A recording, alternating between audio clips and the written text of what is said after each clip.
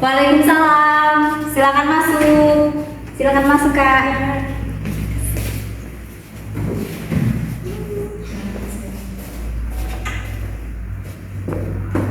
Apa kabarnya, Kak? Alhamdulillah baik saja. Kalau boleh tahu tadi datang ke sini menggunakan apa, Kak? Motor. Motor. Kalau boleh tahu, Kakak tahu tempat praktek ini dari mana ya, Kak ya? Kuman dari teman. Rekomendasi dari temannya. Oke, sebelumnya perkenalkan, nama saya Lena. Nah, di sini saya sebagai konselor yang akan menyelesaikan permasalahan dari Kakak. Nah, nama Kakaknya sendiri siapa, Kak? Nama saya Yusundari. Kak Ayu Sundari. Asalnya dari mana, Kak? Dari Petali. Dari Petali. Umurnya 20. tahun. Oke. Nah, jadi ini silakan, Kak, untuk dinikmati hidangannya ya. Oke. Kalau boleh tahu kedatangan Kakak ke sini ada keperluan apa ya, Kak ya? Saya mau konseling karena ada kesel sama teman. Oke. Nah, sebelumnya Kakak sudah pernah melakukan konseling belum? Belum, ini baru Pertama kali. Oke. Jadi sekilas informasi terkait konseling. Konseling sendiri merupakan proses pemberian bantuan yang dilakukan oleh seorang konselor kepada konseli yang memiliki permasalahan. Nah, jadi di konseling ini ada beberapa asas yang perlu Kakak ketahui, yaitu ada 3. Pertama, asas kerahasiaan.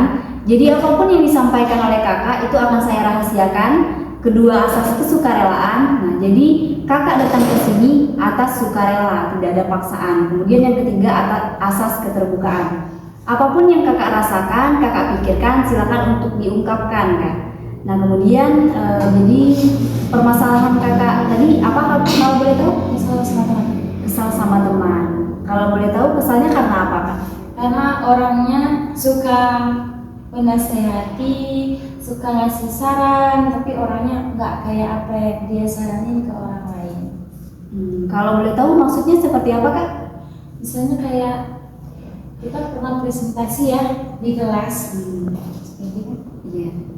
Kita presentasi di kelas, terus di situ memang ada sih anak-anak yang aktif menggunakan bahasa yang sangat istilahnya kayak berpikir kritis lah ya bahasanya tuh. Bahasa ilmiah. Ya, tetapi di situ dia yang lebih sulit bahasanya di saat bertanya. Nah, di situ dia nggak menyadari bahwa pertanyaan dia lebih sulit. Nah, di saat ada teman lain yang bertanya dengan bahasa yang nggak terlalu sulit, yang mudah dipahami untuk materi, dia pun menyindir melalui sosmed. Dia nggak berani untuk ngomong secara langsung. Tapi kita tahu tujuan dia. Dia kayak nyindir gini, bertanyalah sesuai kemampuan temanmu, jangan berlebihan. Nah, sedangkan dia nggak menyadarkan itu dari saran dia tadi itu terdapat pada diri dia sendiri, bukan pada orang lain. Oke. Kalau Kakak sendiri pernah merasakan nggak, Kak? Pernah, Ya. saya pernah merasakan itu. Kalau boleh tahu ceritanya sedikit, bisa disampaikan nggak, Kak? Ceritanya di saat itu ada di posisi saya juga, di posisi teman saya juga. Kita bertanya seala kadarnya, biasa saja. Nah, di saat hari itu, siang itu, selesai kita pulang dari kelas, pulang dari ngampus, tiba-tiba dia ada buat postingan di Instagram dia dengan kayak kata-kata tadi, bertanyalah sesuai kemampuan temanmu, jangan terlalu berlebihan. Nah, di situ kita merasa karena ya gimana ya, kesel ada karena dia di situ lebih ke dari yang dia saranin tadi itu termasuk dia sendiri, bukan kita.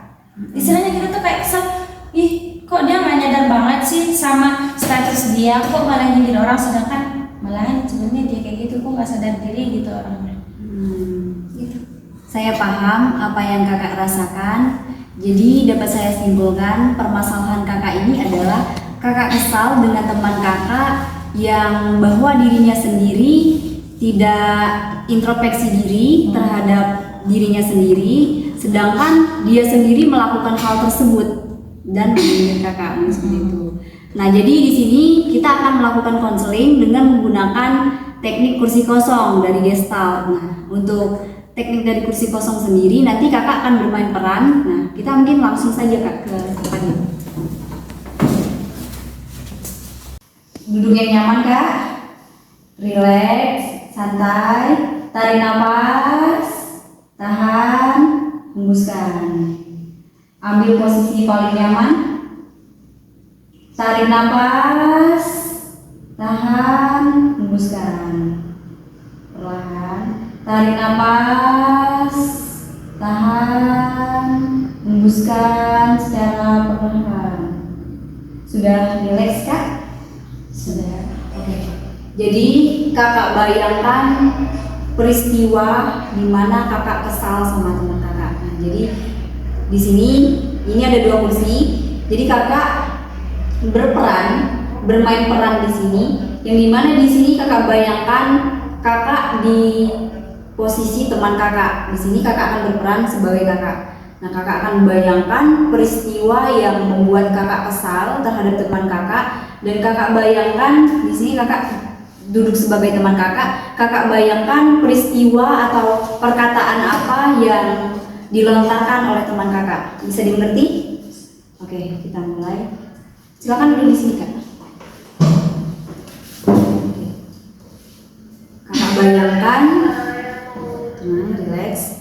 Kakak bayangkan peristiwa di mana teman kakak itu mengucapkan kata-kata yang membuat kakak kesal. Sudah dibayangkan? Sudah. Silakan Kak untuk diungkapkan kepada. Ini bayangkan diri kakak. Bayangkan, sudah dibayangkan? Nah, silakan untuk diungkapkan. Kalian tuh kalau bertanya bisa nggak sih bahasanya biasa aja, nggak usah bertanya tuh sesuai kemampuan teman kalian, nggak usah nyusahin gitu. Oke. Sekarang kakak di sini. Sekarang kakak bayangkan peristiwa yang membuat kakak kesal terhadap teman kakak. Sudah dibayangkan? Silakan untuk diungkapkan. Terus sadar gak sih ngomongin orang, bertanya gak usah susah, bahasanya kayak gitu. Padahal lu tuh lebih ngeribetin orang. Bertanya kok gak ngotak sih?